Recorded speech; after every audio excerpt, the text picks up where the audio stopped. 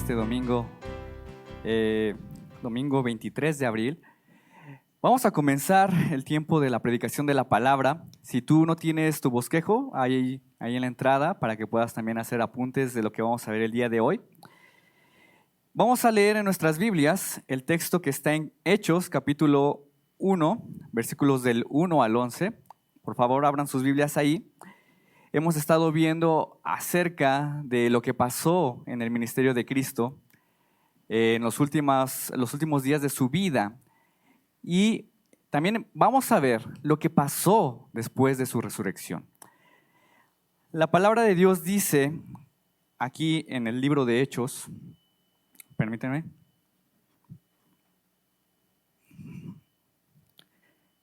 Hechos capítulo 1, versículos del 1 al 11. Dice: Estimado Teófilo, en mi primer libro me referí a ti a todo lo que Jesús comenzó a hacer y a enseñar, hasta el día en que fue llevado al cielo, luego de darles instrucciones por medio del Espíritu Santo a los apóstoles que había escogido. Después de padecer la muerte, se les presentó dándoles muchas pruebas convincentes de que estaba vivo. Durante 40 días se les apareció y les habló acerca del reino de Dios. Una vez, mientras comía con ellos, les ordenó: no se alejen de Jerusalén, sino esperen la promesa del Padre, de la cual les ha hablado. Juan bautizó con agua, pero dentro de pocos días ustedes serán bautizados con el Espíritu Santo. Entonces, los que estaban reunidos con él le preguntaron: Señor, ¿es ahora cuando vas a establecer o restablecer el reino a Israel? No les toca a ustedes conocer la hora ni el momento determinados por la autoridad misma del Padre, les contestó Jesús. Pero cuando venga el Espíritu Santo sobre ustedes, recibirán poder y serán mis testigos tanto en Jerusalén como en toda Judea y Samaria y hasta los confines de la tierra. Habiendo dicho esto, mientras ellos lo miraban, fue llevado a las alturas hasta que una nube lo ocultó de su vista. Ellos se quedaron mirando fijamente al cielo mientras él se alejaba. De repente, se les acercaron dos hombres vestidos de blanco que les dijeron: Galileos, ¿qué hacen aquí mirando al cielo? Este mismo Jesús que ha sido llevado de entre ustedes al cielo, vendrá otra vez de la misma manera que lo han visto irse. Oremos. Señor, te damos muchas gracias, Padre, por este tiempo que nos permites involucrarnos, acercarnos a tu palabra, Señor, para poder conocer tu maravillosa voluntad, tus palabras hermosas para nuestra vida, para nuestro corazón. Te pedimos en esta tarde que tú seas quien dirija nuestras vidas, que tu Espíritu Santo more en nosotros y haga que podamos entender las maravillas de tu ley. Y también que tu Espíritu Santo me use con poder para tu honra y para tu gloria. No para mí, sino para tu gloria, Señor. Úsanos, guíanos en Jesús. Amén. Thomas Nagel fue un filósofo estadounidense. Él fue profesor también de filosofía y derecho en Nueva York. Y él se consideraba un ateo secular, convencido totalmente. Sin embargo, Thomas Nagel no creía, porque él decía que la religión nos puede llevar a un temor de Dios.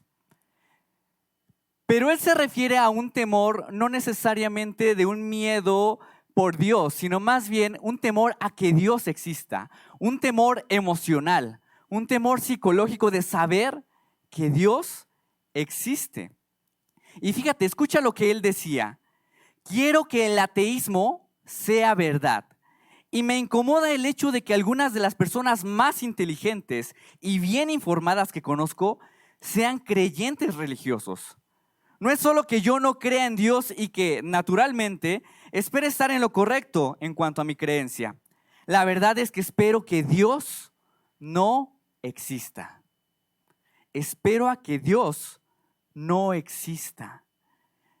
Para Nagel, su más grande temor es que la evidencia conduzca a que Dios sea real, porque eso lo llevaría a perder el control de su propia vida. Pero la pregunta es, hay pruebas, hay evidencia de que Dios es real. Y no solo eso, hay evidencia de que el cristianismo es verdad, es real. En este pasaje de Lucas vamos a darnos cuenta que él va a presentar que el cristianismo da pruebas irrefutables, concretas de que es real. Pero a diferencia de Thomas Nagel, que haya evidencia no nos debe dar miedo, nos debe dar más confianza. Nos debe de llevar a una profunda confianza, no a más miedo. Saber que Cristo murió, resucitó y ascendió debe de despertar más confianza en nosotros, al menos como cristianos. Es por eso que nuestra predicación el día de hoy tiene por título Vivir en confianza. Vivir en confianza. Las pruebas nos deben de llevar a confiar, no a temer, a confiar. Y vamos a ver este tema a través de 3 puntos. Bueno, antes la pregunta, ¿qué pruebas nos da Dios de que siempre estará con nosotros? 1, evidencia de su resurrección. 2, evidencia de su poder. Y 3, evidencia de su amor. Vamos con el número 1, evidencia de su resurrección. Hechos capítulo 1, versículo 3 dice, después de padecer la muerte, se les presentó dándoles muchas pruebas convincentes de que estaba vivo. Durante 40 días se les apareció y les habló acerca del reino de Dios. Muchas personas creen que porque en la antigüedad era más fácil creer cosas sobrenaturales, ¿sí? Y que los discípulos inventaron esta historia de que Jesús resucitó porque tenían un dolor en su corazón, estaban quebrantados, estaban adoloridos y ellos en su mente querían que su maestro resucitara o que su maestro estuviera con vida, y lo que hicieron fue inventar esta historia para que pudieran calmar su angustia. Y ahí salió la resurrección. Ahora, la realidad es que Lucas es muy honesto. Desde un inicio dice, los discípulos les costó creer. A los discípulos les costó creer esta verdad de la resurrección. Ahora, no solo porque era difícil en sí, sino porque incluso su misma cultura los limitaba para creer estas cosas. N.T. Wright, un erudito del Nuevo Testamento, decía lo siguiente: los griegos y luego los romanos creían que todas las cosas físicas, incluyendo el cuerpo, eran fuente de debilidad y maldad. La resurrección del cuerpo, desde este punto de vista, no era algo anhelado. No era algo anhelado. Los judíos serían los últimos en la tierra en creer que un ser humano fuera el Hijo de Dios. Ellos habían sido enseñados durante todas sus vidas que un ser humano no podía ser Dios. Tenían una perspectiva muy alta y sublime de Dios. Para los judíos del primer siglo, la idea de la resurrección de Jesús era inconcebible. La resurrección no era fácil de creer en ese tiempo, porque los griegos o el mundo griego creía que el cuerpo era malo. ¿Por qué yo voy a querer resucitar en este cuerpo que es la cárcel del alma? No tiene sentido creer en la resurrección, y menos los judíos. Para los judíos era más difícil porque ellos no podían ver a un hombre Dios y luego otra vez ese hombre Dios resucitando. Para nada. Para ese tiempo era difícil, y también para nuestros tiempos es difícil creer. Para el mundo es difícil creer en la resurrección. Lo interesante es cómo Jesús responde ante la incredulidad. Fíjense, Jesús, lo que dice el texto es que responde con más pruebas. Les da pruebas certeras, más pruebas concretas de que Él resucitó. Es decir, en Jesús vemos a un Dios que no es pasivo con nuestra incredulidad, sino que es ayudador en la incredulidad. Dios es ayudador en nuestra incredulidad. No sé si muchos de ustedes han escuchado a personas que dicen que Dios es pésimo dando pruebas de sí mismo. Que si Dios quisiera que creamos en Él, sería más evidente en este mundo. ¿verdad? Sin embargo, en la Biblia no vemos esto, no vemos que el carácter de Dios es como esconderse. Al contrario, Él expresa verdaderamente de que Él es evidente y que su amor es evidente, ¿sí? En el libro de Juan vemos a un discípulo, otro Tomás, ¿verdad? Tomás, un discípulo también muy escéptico que le costaba creer la resurrección de Jesús. Y en Juan capítulo 20, versículo 25 vemos esto. Así que los otros discípulos le dijeron: hemos visto al Señor. Mientras no vea yo la marca de los clavos en sus manos y meta mi dedo en las marcas y mi mano en su costado, no lo creeré, repuso Tomás. Pienso que Tomás aquí actúa como muchos de nosotros actuaríamos. Necesitamos primeramente evidencia, pruebas para que después podamos poner nuestra confianza en eso, ¿sí? Muchos de nosotros así actuamos, ¿verdad? Hasta que yo no lo pueda ver o no tenga más pruebas, no te voy a creer. No sé si le has contado a alguien, yo ya te conté, si tú quieres creer, ahí tú, ¿no? Ahí que te vaya bien, ¿verdad? Y aquí podemos ver que no, que al final de cuentas, Tomás actúa aquí con mucha incredulidad y podríamos pensar que Jesús podría haber dicho: ¿sabes qué? Si tú no quieres creer, también, allá tú, Tomás, con tu incredulidad, con tu falta de fe. No me importa. Pero no. Una semana después vemos a Jesús presentándose delante de los discípulos y se presenta delante de Tomás. ¿Y qué le dice Jesús? Acércate. Toca mis marcas, toca mi costado. Dios se acerca y le da las pruebas que Él requería, porque Dios es ayudador en la incertidumbre. ¿Sí? Dios no es alguien que está ahí escondido debajo y espera que la acepte sin ninguna razón. Claro que no, ese no es Dios, sino que Él es ayudador en nuestra incredulidad y Él actúa con cercanía a nuestras dudas. Él actúa con cercanía a nuestras dudas.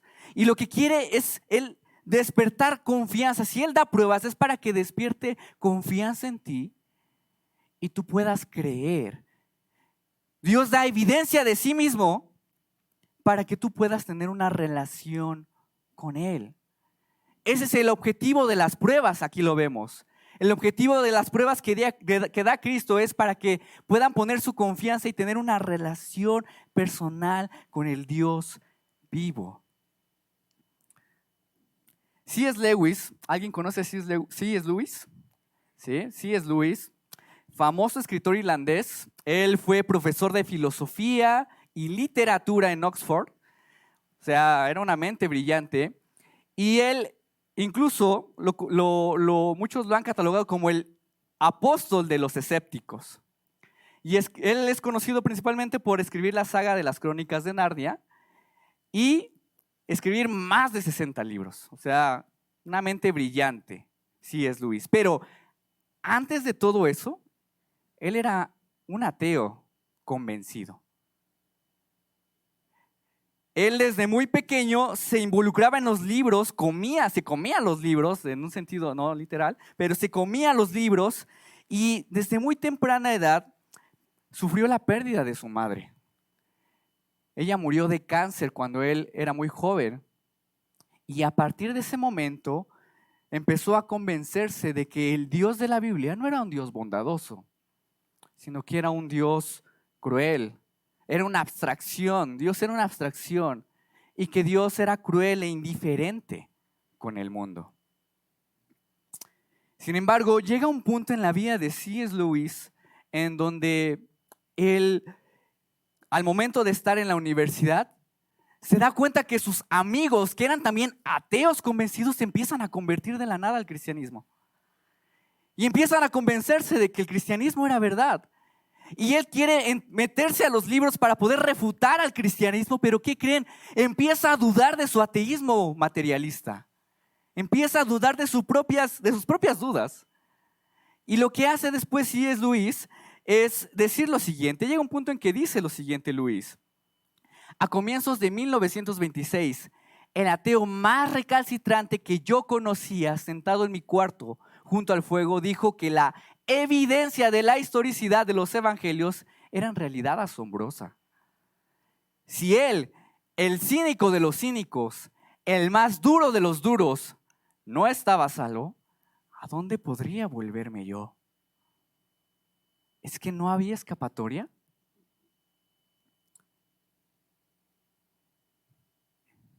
Luis no pudo ir a la evidencia.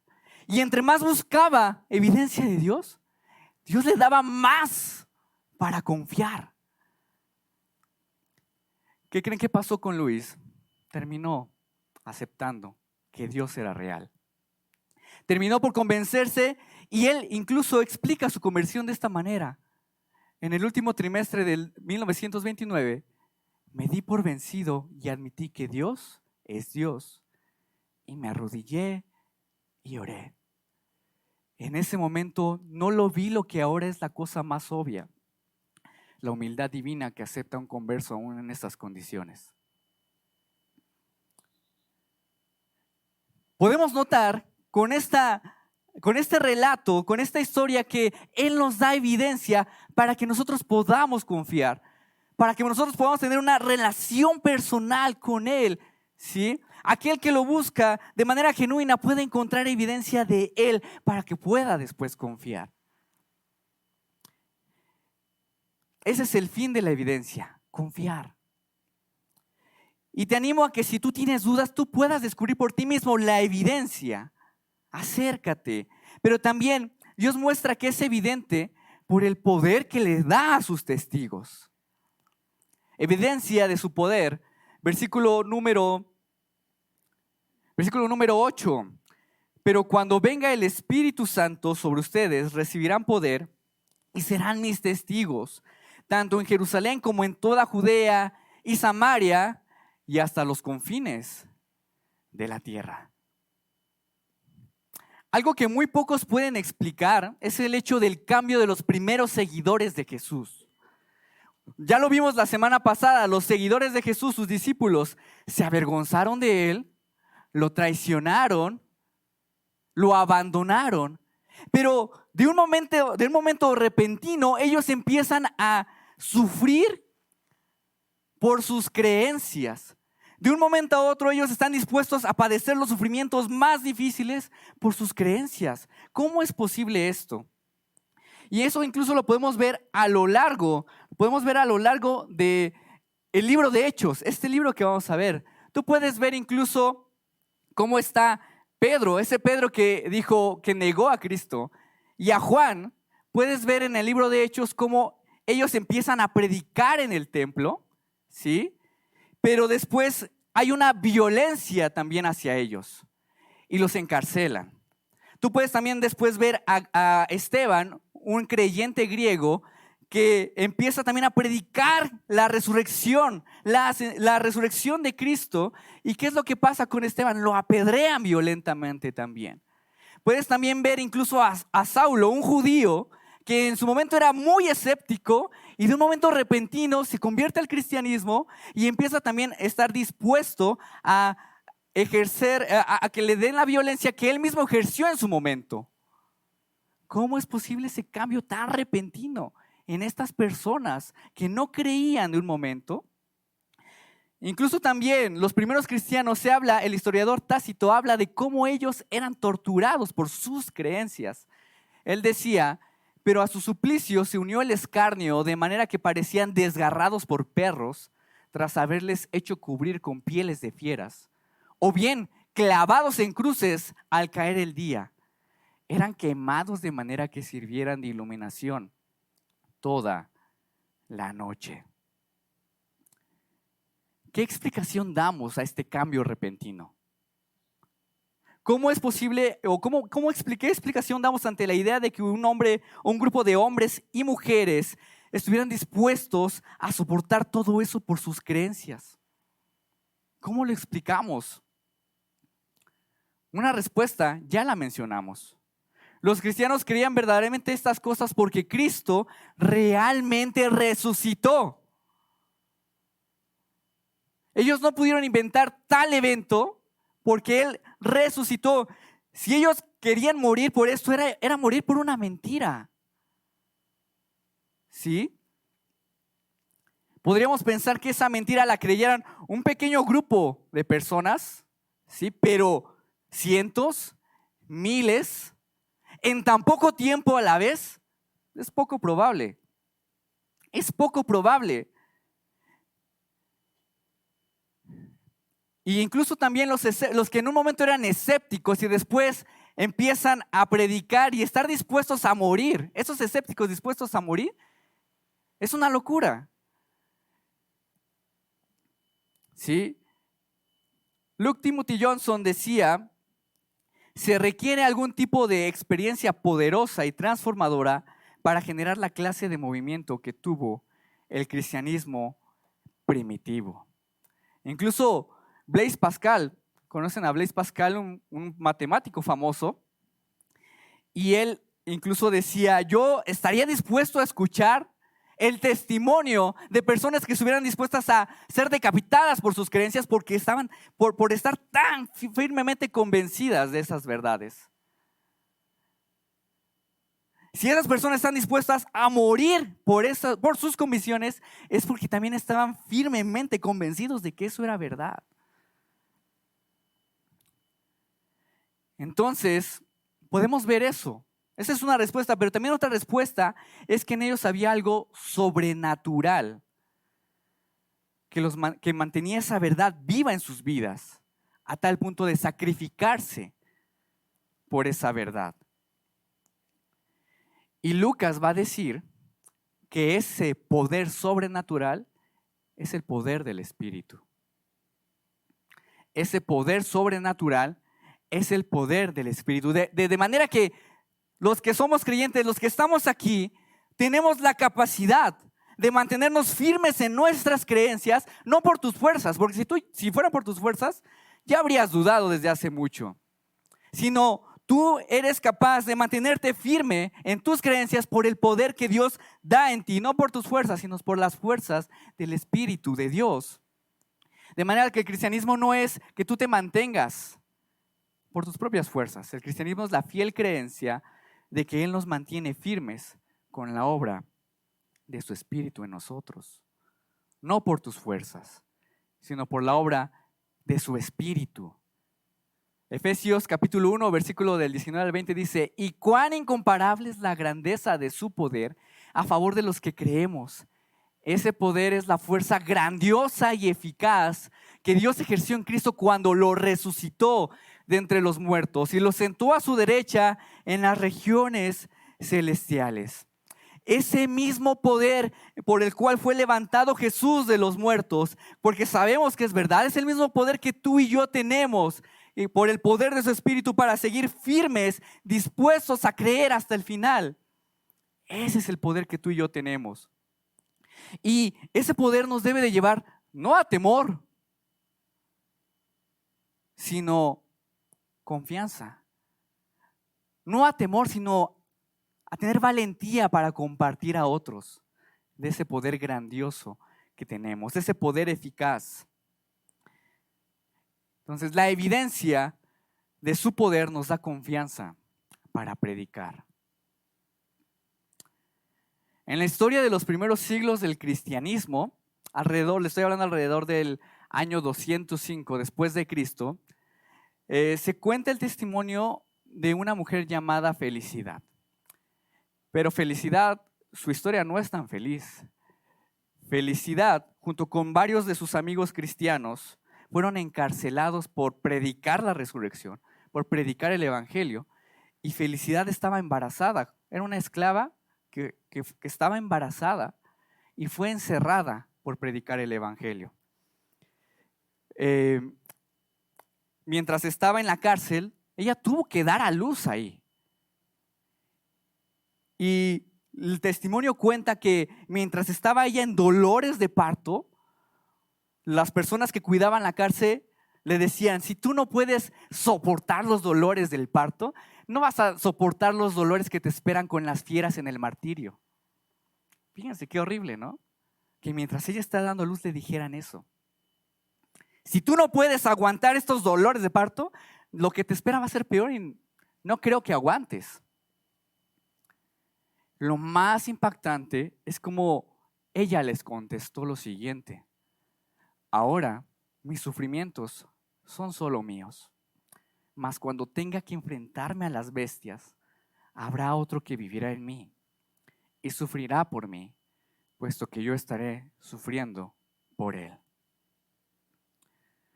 Felicidad sabía que ella podría soportar el martirio de las fieras no por sus propias fuerzas, sino porque había un poder sobrenatural que la mantenía firme ante sus creencias. Porque si fueran por sus fuerzas, ella ya habría dudado.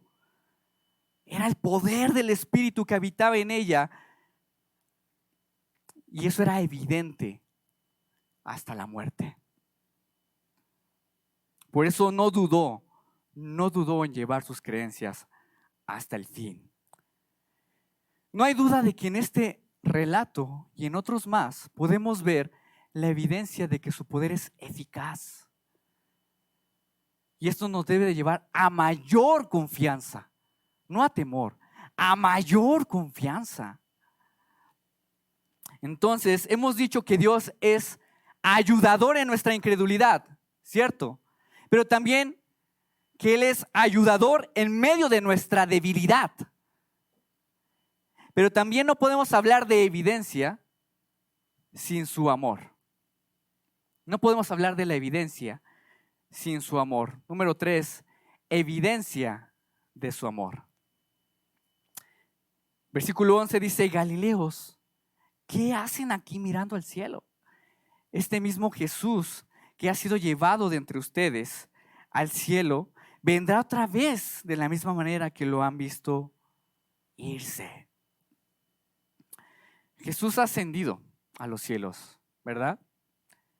Y dice el texto que ellos se quedaron viendo así embobados al cielo y probablemente estaban tristes, probablemente estaban con nostalgia, con duda otra vez, ¿no? Con duda otra vez ahí embobados. ¿Por qué? Porque estamos presenciando una despedida. Esta es una despedida. No sé si tú te has despedido de alguien que va a viajar por mucho tiempo y pues es triste saber que no la vas a ver en mucho tiempo, pero todavía es más triste y nostálgico el saber que tal vez sea la última vez que lo veas. No sabes. Los discípulos de Jesús también estaban tristes. Estaban con esa nostalgia, con esa duda. ¿Acaso volverá? ¿Regresará? ¿Acaso volverá este que era nuestro maestro? Es una despedida triste, nostálgica. Y admitámoslo, aquí también hay nuevamente duda.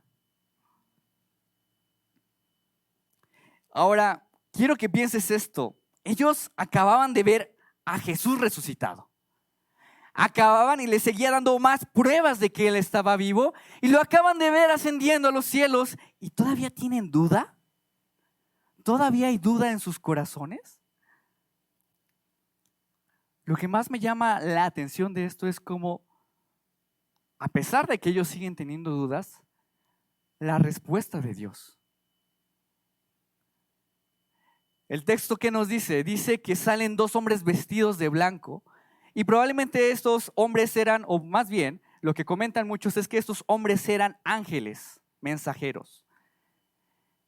¿Quién los invitó a estos ángeles? ¿De dónde salieron estos ángeles? ¿Y por qué aparecen en este momento de nostalgia, tristeza, en este momento de duda? Dios los envió para darles esperanza, aún en medio de su constante duda. Porque ese es Dios. ¿Sí? El anuncio de estos ángeles nos muestra que Dios expresa su amor, ayudándonos aun cuando sigamos teniendo dudas. Dios expresa su amor aun cuando sigamos teniendo dudas. La vida cristiana no es una vida ausente de problemas. No es una vida ausente de dudas todavía. Porque nuestras dudas, ¿saben qué? Parten de algo que es más profundo.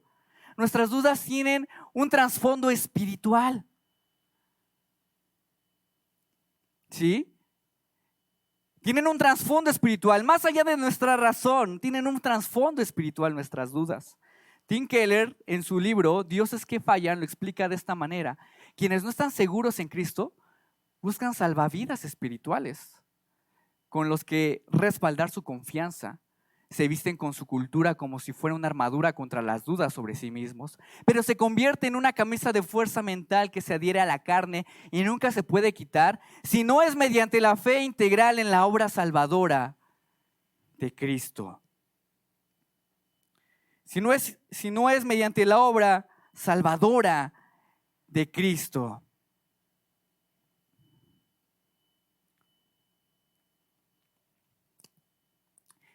Todos tenemos necesidad de fe.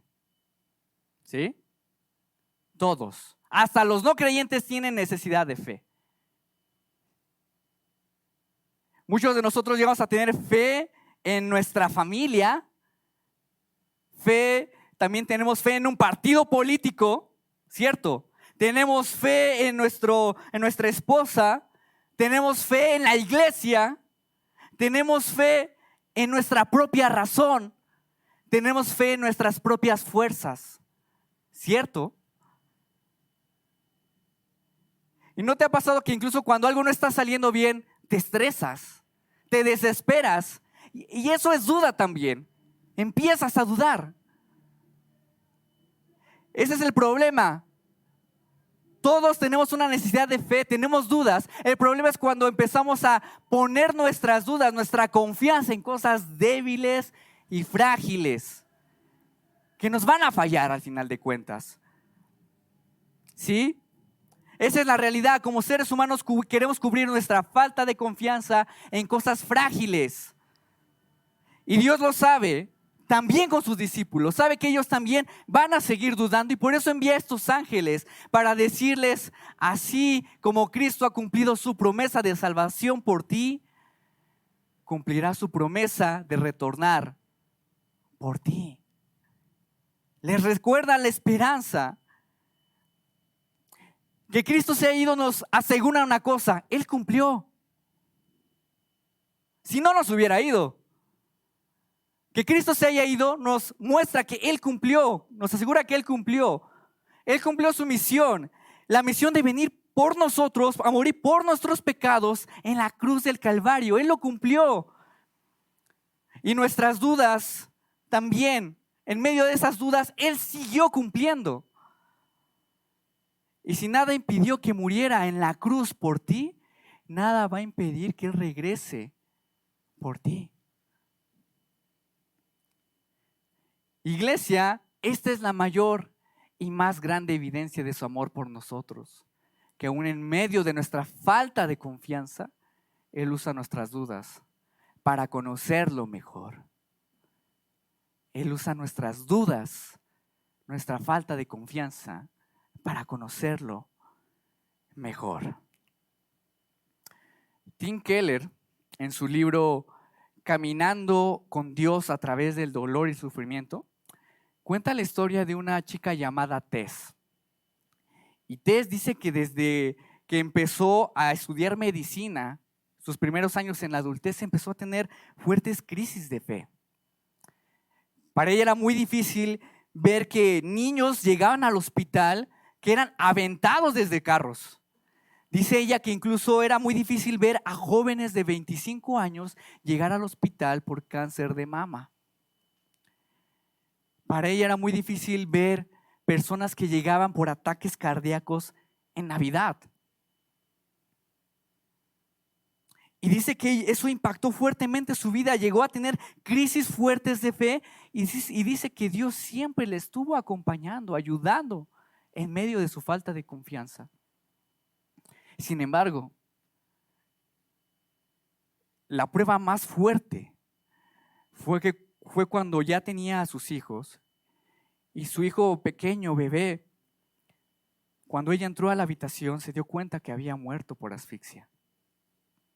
Esa fue la crisis más fuerte que ella vivió, la duda más fuerte que ella vivió, y estaba desconsolada por ver a su hijo y dice que oraba y clamaba para que Dios lo resucitara. Y clamaba y clamaba. Pero no pasó. No pasó. Y Tess menciona que aún en medio de esa duda se acercó al trono de la gracia. Se acerca al trono de la gracia y Dios responde con ayuda. Dice que en medio de esa situación la iglesia estuvo ayudándole con comida, con dinero, le estuvo ayudando también cuidando a sus demás hijos. Pero ella reconocía que no era la iglesia, era Dios ayudándole en medio de esa crisis de fe. Era Dios. Y pudo seguir por su gracia. Ella cuenta su testimonio así. La idea de que no hay nada en la experiencia humana que Dios mismo no haya sufrido, ni siquiera la pérdida de un hijo, es alentadora. Y la idea de que en su resurrección las cicatrices de Jesús se convirtieron en su gloria nos empodera. Dios usará estas cicatrices para su gloria a medida que se conviertan en nuestra gloria. Sin duda el final no ha sido escrito. Sin duda el final no ha sido escrito. Tal vez en este momento estás pasando por una crisis de fe que te lleva a dudar si en verdad Dios puede responder las dudas más profundas de tu corazón. Y tienes una crisis de fe. Tal vez estás pasando por un dolor fuerte, complicado en tu vida que te está llevando a dudar sobre la compañía de Dios, que te está llevando a perder la fe en Dios. Pero en este momento Dios quiere decirte y quiere mostrarte que Él ya llevó todas esas dudas a la cruz del Calvario.